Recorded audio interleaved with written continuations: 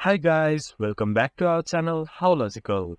Today in this video, I'm going to show you how to log into your Jefferson employee account.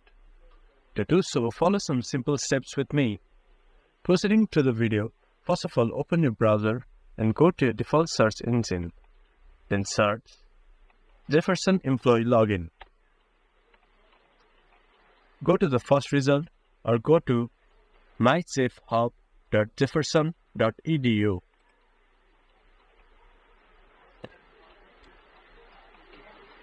There you can see login button. Press on it.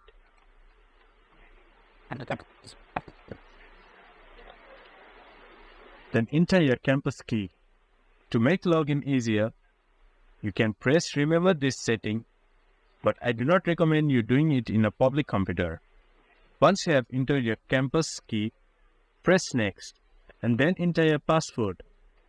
Then you should be able to access Jefferson employee account. This much for today's video. If you guys find our video helpful, please leave a like and comment. And do not forget to subscribe our channel and hit the bell icon. I'll see you guys again in our next video. Thank you.